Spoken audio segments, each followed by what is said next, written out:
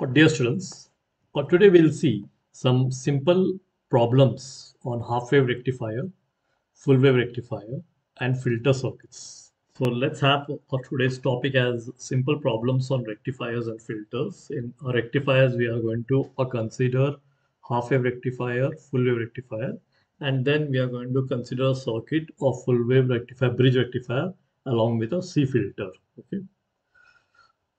So let's start with the first numerical problem. So here in this numerical problem, it has been asked the applied input AC power to a half wave rectifier is 100 watts. The DC output power obtained is 40 watts. What is the rectification efficiency? And second, what is been asked is what happens to remaining 60 watts? Now here, rectification efficiency you can find out easily by taking the input power and the output power. So output upon input will give you always the efficiency. So we can write rectification efficiency will be equal to DC output power upon AC input power.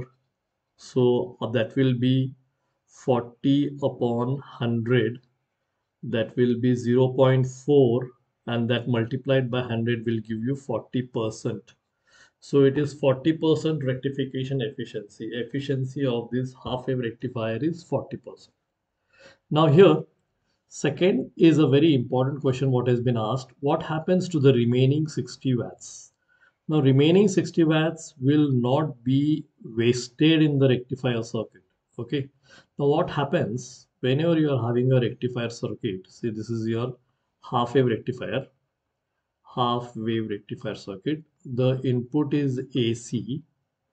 Okay. And the output is termed generally as DC. Okay.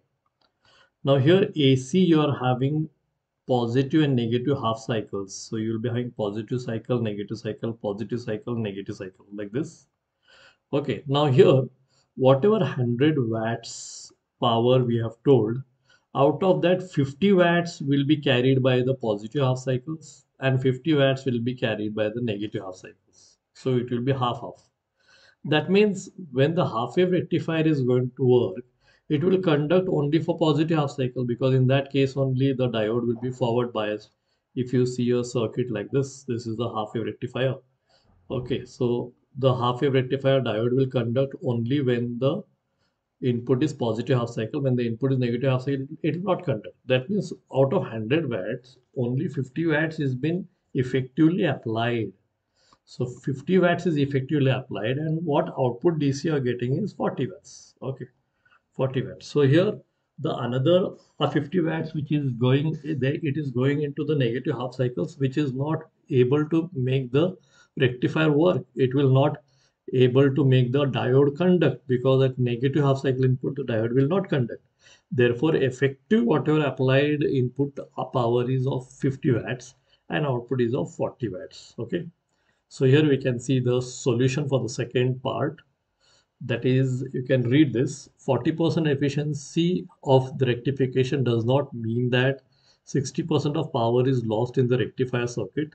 In fact, a crystal diode consumes very little power due to its small internal resistance.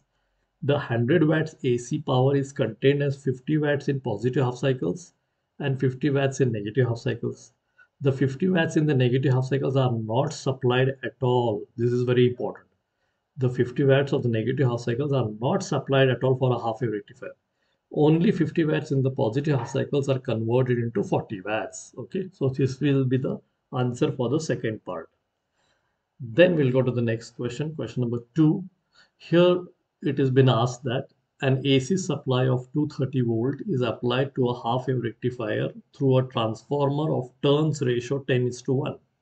So here the supply, AC supply, this is of 230 volt. So this is an alternating quantity and it is of 230 volt.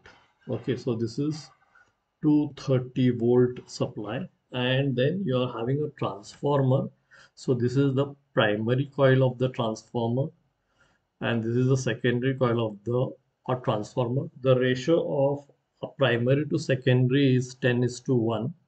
That means if there are 10 primary turns, there will be one turn in the secondary. Okay, that means whatever the voltage at the primary, 1/10 of that will come at the secondary. Okay, that means from this to a data, we have to find out what is the output DC voltage, number one, and what is the peak inverse voltage, PIV, that is the reverse voltage applied to the diode uh, till means before maximum reverse voltage, how much you can apply to diode before it gets damaged. That is called as peak inverse voltage. Okay, and here one condition he has told, and here one condition has been told, that assume the diode to be ideal. So here you can see assume the diode to be ideal. So this diode is ideal. So we will not take that zero point 0.7 volt as the forward voltage. Okay, so that will not come. The forward voltage or resistance will take it as zero. So it will be considered as the ideal diode, and this is your load resistance. Okay, so now we have to find out what is output DC voltage, number one, and second, what is peak inverse voltage, which will be the maximum peak voltage at the secondary. Okay, so here to find out all that, first we will see the ratio of the turns of primary and secondary. So we know that the primary will be like this and secondary will be like this for the transformer, and this is your primary coil and this is your secondary coil. The ratio of primary to secondary is 10 is to 1. The number of turns of primary is taken as n1 and number of turns of the secondary is taken as n2. So if you take that ratio, n1 upon n2 will be equal to 10. Now we know that the primary voltage applied is 230 volt, which will be called as root mean square primary voltage. Now to find out the maximum voltage, maximum primary voltage, that 230 you have to multiply it by root 2. So if you multiply 230 by root 2, then you will get root 2 into 230. That will be 325.3 volt. This will be your maximum voltage. This will be your primary maximum voltage. Okay, now this is at the primary coil. This is at the primary coil, which is 10 times of the secondary. So the turns in the primary is 10 times the secondary. So secondary will drop down the voltage 1/10 of the primary maximum voltage. So if you are having primary as 32, this 325.3 volt, then the secondary has to be logically 32.53. Okay, so we will see that. So maximum secondary voltage can be calculated in this way. Maximum secondary voltage is equal to maximum primary voltage, whatever we got, 325.3 multiplied by the turns ratio, then it will be 325.3 into 1 upon 10. That will give you 32.53 volt as the maximum secondary voltage. So here the maximum input primary voltage, if it is 325.3 volt, then the secondary maximum voltage will be 32.53 volt. So this will be the secondary maximum voltage. So if you take the secondary maximum voltage, you can see it like this. So this will be a 32.53 and this will also be 32.53. Okay, so here both the maximum voltages on positive and negative sides will be 32.53 volts. Then this maximum voltage only can be taken as peak inverse voltage also. And peak inverse voltage also, you can tell that it is 32.53, which is the reverse voltage applied to the diode. That is the maximum reverse voltage applied to the diode before it gets damaged. So here you can see, first he has asked what is VDC, and then he has asked what is peak inverse voltage. Okay, then first we will find out what is VDC. So for that, first we will see what is IDC, that is the average current. IDC is given as Im by pi. Okay, and VDC will be given as same IDC into RL. Okay, so IDC into RL upon pi. So this uh, this will come as Im by pi. Okay, now here this VDC will be equal to Im by pi, which is IDC. This is IDC into RL. Okay, now here this IDC, which is Im by pi. So Im into RL will be your secondary maximum voltage, VSM. and remaining is upon pi. So the maximum secondary voltage was 32.53 upon pi, that is 3.14. We will get the answer as 10.36 volt, which will be the first answer. What is the voltage, DC voltage, that is the average voltage. Okay. Second answer, as I have told you, he has second answer, as I have told you, they had asked about peak inverse voltage. So here the peak inverse voltage will be same as the secondary maximum voltage. So 32.53 only will take, because in the secondary the voltage is like this. So whether it is a positive peak of 32.53 or negative peak of 32.53, it will be the maximum negative voltage applied to the diode without damaging it. So here you can read this: during the negative half cycle of the AC supply, the diode is reverse biased and hence conducts no current. Therefore, the maximum secondary voltage appears across the diode. That only is taken as peak inverse voltage. Okay, then we'll go to example number 3. A crystal diode having internal resistance RF is equal to 20 ohms is used for half wave rectification. If the applied voltage V is equal to 50 sine omega t and load resistance RL is equal to 800 ohms, find number 1, what is the maximum current IM, what is the average current IDC, what is the root mean square current IRMS, second, AC power input and DC power output, third, DC output voltage, and fourth, efficiency of rectification. So what is given here is the equation or the expression of the waveform. Say if your sine wave, if the applied voltage is given like this, if this is the applied voltage, okay, it's a sine wave, and its expression is, it has been given as V is equal to 50 sine omega t. Okay, so this will be just like V is equal to the maximum voltage. This will be the maximum voltage Vm. Okay, so here also we can have minus Vm. So maximum voltage into sine omega t. Okay, so sine omega t, further you can write it as 2 pi ft, because omega is angular frequency. So this you can write as sine 2 pi ft, where f will be the frequency of the waveform. Okay, so here in this expression, whatever is been given in the problem, okay, we will get this maximum voltage as 50. So Vm is given as 50 volt. Okay. And the forward resistance, internal resistance of the diode, because now we are not going to consider it as ideal diode, we will consider it as practical diode. So here the forward resistance will be around 20 ohms. Okay. And the load resistance RL is around 800 ohms. Okay. Now with this given data, we have to find out the four things mentioned above. In the first case, we have to find out maximum current, then average current, then root mean square current, then AC power input, then DC power input, then DC output voltage, and efficiency of rectification. Okay, so if you are having the current, if you calculate what is current, then if you make square of current multiplied by the resistance, you will get power. So that will be our concept to enter into this numerical problem. Okay, so here we will see the solution now with this given data. So here we know that the expression given in the numerical example was V is equal to 50 sine omega t. Now in this, 50 will become the maximum voltage.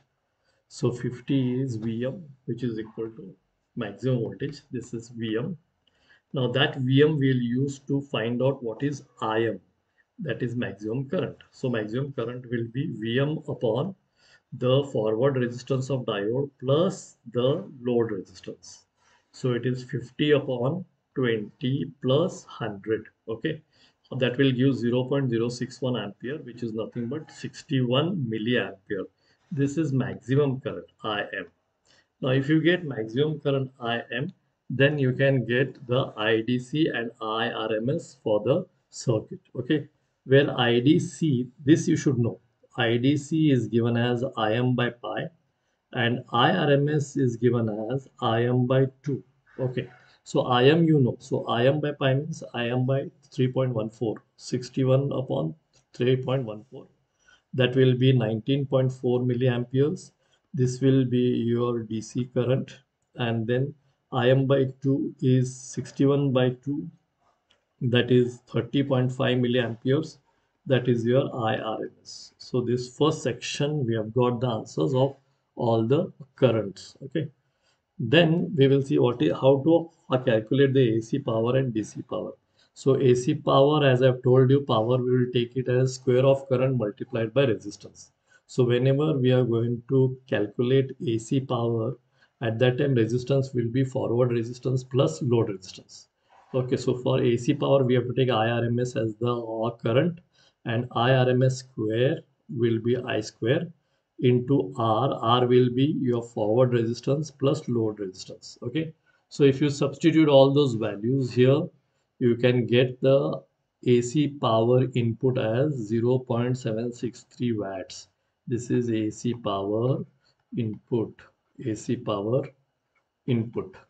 Okay, similarly, if you calculate the DC power output, for DC power we have to take a current as IDC, so it will be I square DC, because I square R we are going to take it as power, so I square DC into RL only, not the forward resistance, only load resistance. Okay, so that if you substitute the values, you will get the answer as 0.301 watt. This will be your DC power.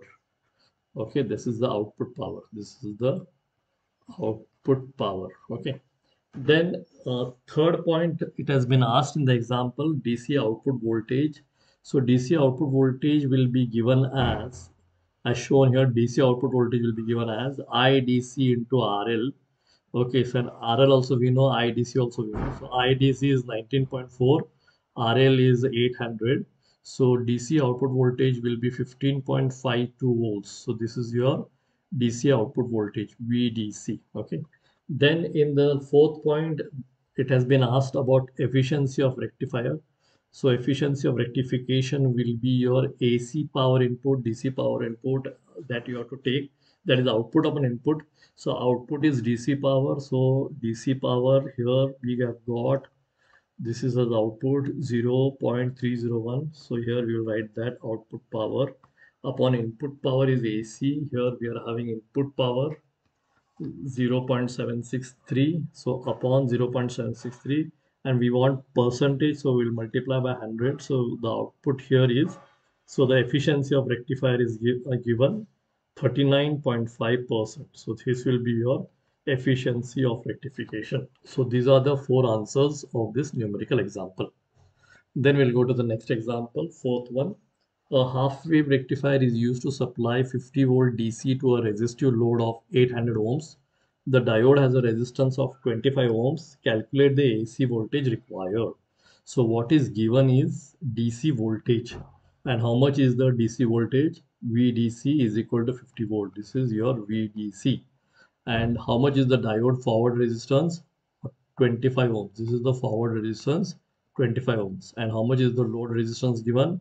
800 ohms. This is the load resistance, 800 ohms. So with this given data, we will calculate whatever has been asked in the numerical example. So it has been asked that calculate AC voltage required. Okay.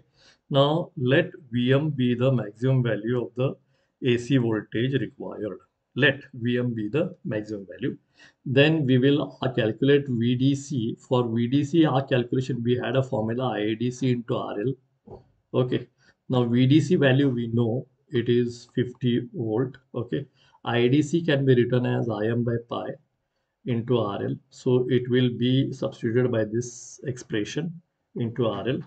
And then we will get this expression here. Okay. And then we will get Vm is equal to this expression here. So Vm, that is the maximum voltage, will be 162 volt. Okay. Now in between we have taken Im, and Im we have taken as Vm by Rf plus RL here. Okay. So Im we have taken as voltage upon resistance, where resistance will be forward resistance plus load resistance. So ultimately here we have got the maximum voltage. This is Vm. So hence AC voltage of maximum will be 162 volt, which is required. Okay. Then we'll go to the next example, that is the fifth one. In the bridge type circuit shown in the figure, the diodes are assumed to be ideal. So here in this bridge, the diodes are assumed to be ideal diodes, bridge circuit. So that means we will not consider the forward resistance and the losses in that. Okay. So then in this, find out the DC output voltage, first one, second one, peak inverse voltage, PIV, and third one, output frequency. So output frequency of a full wave rectifier will be given as input frequency multiplied by 2. So here output frequency will be given as 2 into input frequency. Okay. So here input is 230 volt 50 hertz. Okay. So here 230 volt is the voltage and frequency input is equal to 50 hertz. Okay. And the turns ratio here is 4:1 between the primary and secondary of the transformer. And then you are having a bridge rectifier and the load resistance RL is given as 200 ohms. These are the given things. And with these given things, we have to find out DC output voltage, peak inverse voltage, and output frequency. Okay. So here we will see primary to secondary turns, that is N1 upon N4. We know that it was 4:1. So that is N1 upon N4 will be equal to 4. So that is the first relationship what we can get. Then second, we know that the input RMS primary voltage is shown as 230 volt. Then RMS secondary voltage we can calculate because this will be your primary and this will be secondary. So here also you will be having alternating quantity. Here also you will get alternating quantity only. So RMS of the secondary, if you want to calculate, then it will be 230 into the turns ratio. So 230 into 1 by 4. So 57.5 voltage will be the secondary RMS voltage. So maximum voltage with this you can calculate if you multiply this by root 2. So maximum voltage is equal to 57.5 multiplied by root 2. That will be 81.3 volt. This will be your maximum voltage at the secondary. Okay. Then if you want to find out the average current, then the expression will be 2 Vm by pi RL. Okay. And in this expression, if you substitute all the values of Vm, pi, and RL here, you will get IDC is equal to 0.26 amperes. Okay. So therefore, the DC output voltage VDC will be a current of DC multiplied by load resistance. That is the same current here what we have taken. We'll take that multiplied by load resistance will give you the voltage. So this is your VDC. VDC is 52 volts. Okay. Then the peak inverse voltage. The peak inverse voltage will be equal to the maximum secondary voltage. So here earlier when we are calculated the maximum secondary voltage Vm, so here you can see Vm was 81.3 volts. So that only will be your peak inverse voltage. So peak inverse voltage PIV is equal to 81.3 volt. Okay. So here you can write 81.3 volt. And then the third point, in full wave rectification, there are two output pulses for each complete cycle of the input AC voltage. Therefore, the output frequency is twice of that of the AC supply, as I've told you earlier. So frequency output will be twice the input frequency. So input frequency was 50. So 2 into 50 will be 100 hertz. This will be your output frequency. Okay, so this is the answer for the numerical example. Then we'll go to the sixth question. The four diodes used in bridge rectifier circuit have forward resistances which may be considered as 1 ohm. So forward resistances, that is RF. So here we are not going to consider the diode as ideal. So forward diodes, okay, so this will be 1 ohm. And infinite reverse resistance, the alternating supply voltage is 240 volt. So the alternating supply voltage is given as 240 volt VRMS. So VRMS is equal to 240 volt. Okay. And the load resistance is 480 ohms. That is RL is equal to 480 ohms. We have to find out the mean load current, that is the average load current, and power dissipated in each diode. Okay. So here we will start with the expression of maximum AC voltage. So maximum AC voltage will be root 2 into your VRMS. So VRMS into root 2 will be your the maximum voltage, which is Vm. Okay. At any instant in the bridge rectifier, two diodes in series are conducting. Okay, so we know that for positive input cycle, if you give two of the four diodes will conduct. If you give the input as negative half cycle, the other two of the four diodes will conduct. So at any instant in the bridge rectifier, two diodes are going to conduct. Therefore, the total circuit resistance will be 2 RF because two diodes plus the load resistance. Okay, so 2 RF plus RF. Then we can calculate the maximum load current IM. IM will be equal to VM upon the resistance for two diodes plus load resistance. That will be substituted with these values, and there we'll get IM as 0.7 ampere. So this is your IM. This is your IM. Okay. Then to calculate the mean load current, that is the average current IDC, it will be 2 Im by pi. Okay, then it is substituted by 2 into 0.7 into pi. That will be 0.45 ampere. This is your IDC. Okay, this is your IDC. Since each diode conducts only for half a cycle, diode RMS current is given as IRMS is equal to Im upon 2, that is 0.7 upon 2, that is 0.35 ampere. So this is your IRMS. Now, if you know IRMS, then power dissipated in each diode will be that I square, that current square multiplied by the forward resistance of each diode. So that will be 0.35 square into 1, and then power dissipated in each diode is given as 0.123 watts. Okay. Then we'll go to the seventh question. The bridge rectifier shown in the figure uses silicon diodes. Find out DC output voltage and DC output current. Use simplified model for the diodes. Okay. So here what is given is your 12 volt AC is rated. So the transformer rated is 12 volt AC and load resistance is 12 kilo ohms. This is given. Okay. So then we will see how to calculate DC output voltage and DC output current for this circuit.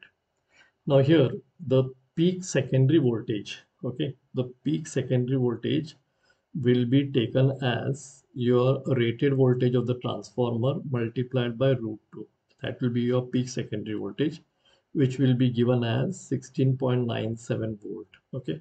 So at any instant in the bridge rectifier, two diodes are in series are conducting. Therefore, the peak output voltage will be this voltage minus the two diodes knee voltage. Okay, so the two diodes that a voltage which is used to overcome the potential barrier. So 16.97 minus 2 into 7, that is because you are using two diodes multiplied by 0.7 volt for silicon. Okay, so you will get the answer here as 16.97 minus 2 into 0.7, you will get it as 15.57 volt. This will be your V out. Okay, peak. Okay, then the average DC is given as V average is equal to VDC, which is nothing but 2 V out upon pi. And if you substitute those values, your average voltage, that is VDC, will be 9.91 volt. This will be VDC. Then average current, that is DC current, IAV will be your IAV upon RL, that is the VDC upon RL. So VDC is nothing but 9.91 volt upon 12 kilo ohm. That will be nothing but 825.8 microampere. This will be your IDC or I average. Okay, so we have found out what is VDC here, VDC, and what is IDC. So these two things have been asked in this example. Then we'll go to the next example. A power supply A delivers 10 volt DC with a ripple of 0.5 volt RMS, while power supply B delivers 25 volt DC with a ripple of 1 millivolt RMS. Which is better power supply? Okay. Now the power supply which is having lower ripple will be the better power supply. That is the logic we have to work out with here. So here for power supply A, if you see, for power supply A, ripple factor is given as VAC RMS upon VDC. So if you substitute that and multiply by 100, you will get 5%. Okay. Similarly, if you take it for power supply B, ripple factor is equal to VAC upon VDC. If you substitute that and multiply by 100, you will get here 0.004%. Okay. So obviously this is less, the power B ripple factor is less than power A.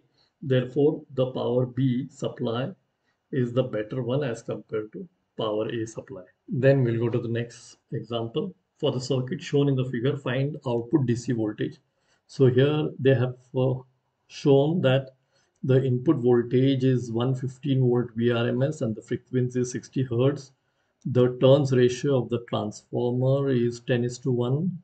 And then you have a filter capacitor of 50 microfarad and you have a load resistance of 2.2 kilo ohms. So this is an example of filter circuit with bridge rectifier. Then in this, we will start that it can be proved that output DC voltage is given by. So this is important to remember first. It can be proved that output or DC voltage is given by VDC is equal to V peak input into 1 minus 1 upon 2F. F is frequency, RL is load resistance, and C is capacitor value. Okay, so this is an expression which you have to remember. Then here Vp in will be the peak rectified full wave voltage applied to the filter. Okay, so here Vp in is the peak rectified voltage applied to the filter. Okay, filter C, and F will be the output frequency. F will be the output frequency. So then peak primary voltage, if you want to find out, then it will be root 2 into the RMS value. So it will be 163. This will be peak primary voltage. Then if you want peak secondary voltage, then it will be 163 into 1 by 10 because the ratio of the turns of the transformer is 1 upon 10. So 1/10 of the input of primary, that is 1/10 of 163 will be the output of secondary. So it is 16.3 volt.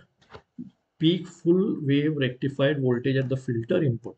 Okay, at the filter input will be whatever you get this 16.3 minus the two diodes multiplied by the potential barrier voltage is 0.7. Okay, so here it will be 16.3 minus 1.4. So actual peak full rectified voltage, okay, peak full wave rectified voltage at the filter input will be 14.9 volt. This is the voltage. So for full wave rectification, the frequency is equal to twice the input frequency. So 2 into 60 is equal to 120 Hertz. Now, if you substitute all this in this 1 upon 2F RLC, what we have taken here in this expression, okay, then you can substitute all these values. The output of that expression will be 0.038, and that if you substitute in this equation of VDC 0.038 in place of 1 upon 2 R or 2F RLC, then we will get 14.9 into 1 minus 0.038, which will be 14.3 volt. This will be your VDC. This will be your the output voltage VDC. Okay, thank you, students.